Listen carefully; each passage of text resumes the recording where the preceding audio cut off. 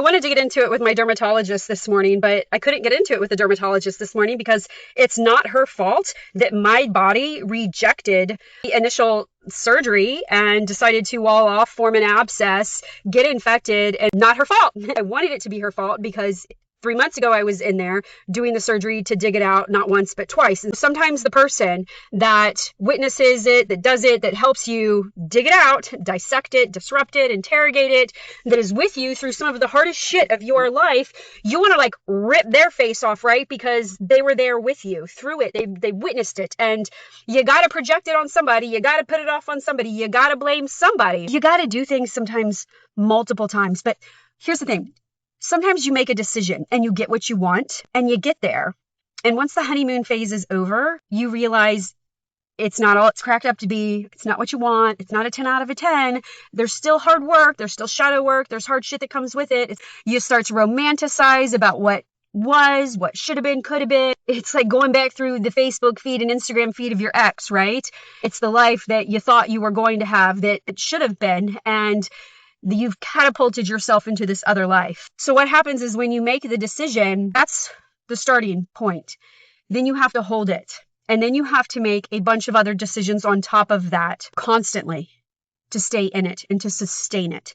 And that's where people quit. They quit because they don't have the staying power. They can endure, they can withstand, but only if they're fighting, only if they're struggling, only if they're seen as the victim, only if they're seen as this is how people treat me, this is the way it is, this is the black cloud, this is the struggle, this is the fight, this is the problem with other people, and they want to blame, but they don't make it look like a blame. They make it look like it's everybody else's fault. It's the problem with the timing, or it's menopause, or it's my ex, or it's my job, or it's my boss, or it's my kids, or it's the doctor, or it's the government, or it is my mom, my grandma's cooking, right? Like they don't want to accept that it is their identity and their attitude and their energy and their perspective and their point of view and their story, which is ultimately their life story, the root and the rupture and the reckoning and all the rock bottoms that they have been through, me included, your adversity, everything you've survived, everything you've been through, rightfully so. You get to be pissed off and angry and mad and bitter and have guilt and obligation and shame and secrets and sin and shit and shady shit that you've done. But by God, there comes a time where you got to set that shit down, get right with Jesus and yourself and let it go and then learn. You got to learn the patterns. You've got to learn to disrupt it. You've got to learn to be interrogated by it. You've got to learn how to stop it, how to end it, how to cut the cord, how to get to the root of it so that you understand the loops, so that you can exit and get off the effing merry-go-round of it. Otherwise, you get caught in your own cycle because you create the next thing you got to survive. You create the next struggle. You create the next fight. You create the next battlefield, not anybody else. It's the way you're seeing it. It's the way you're saying it. It's the way you're feeling it. It's the way you're taking it and absorbing it. It's not anybody else's. Shit's going to change. You got to be flexible. You got to be adaptable. You got to be fucking Gumby. You got to be Inspector Go-Go Gadget. You have got to learn to be agile in life, to be a leader, to be a role model, to be an entrepreneur, to be a creative, to be a visionary, to create, to be a mother, to be a wife, to be a human, to be a good person. You have got to be agile. You have to be able to see with multiple perspectives. And in order to do that, you've got to know how your life story is shaping you. It's what makes you badass and savage. And the only way to do that is to be ruthless with yourself. And the only way to do that is to face yourself. And to quit putting it out there like it's somebody else's problem and fault and blame. Woman, you don't need more information or healing or processing or workouts or music or meditations or healing. You need to be interrogated and you need disruption. You need to edit your life. And I know that's what I do.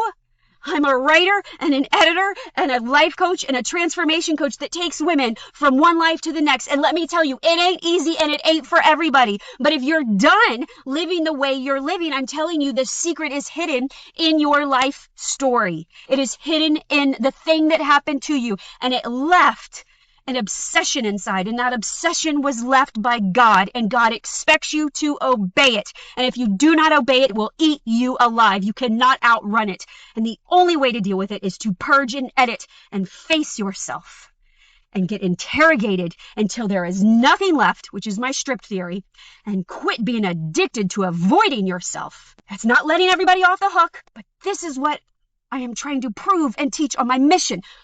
With 500 women before I turned 50, you got saved for a reason from what you have survived. The surgeries, the trauma, the injustice, whatever the adversity, whatever the fire, that aftermath that you have risen from, not everybody rose from. They're still sitting in it. And maybe you are too. You put off that you're such a badass in a fighter, but you might be being a little bit of a bee right now. Put on your big girl panties and interrogate yourself. And if you need help doing it, hire me. It ain't pretty. It ain't for everybody. You got to have gold balls just to get in and bigger gold balls to take it, because when it gets tough, you're going to resist and pull back. But I'm telling you, on the other side of it is complete liberation, running around like you're skinny dipping in the middle of a Wednesday at 11 a.m. because nobody can take from you the truth that you know. You ain't got no skeletons left in the closet. You're running like a free woman, completely unfiltered, unapologetic, because you know you're running your life right. Not perfect, but right, with integrity and respect. And you're evolving and you're trying and you're showing up and you're putting in effort. Your best. That's all you can do. And all you can do is all you can do. Art Williams. So, woman up, savage up. Let's go. We got shit to do. This is your friendly reminder. Peace.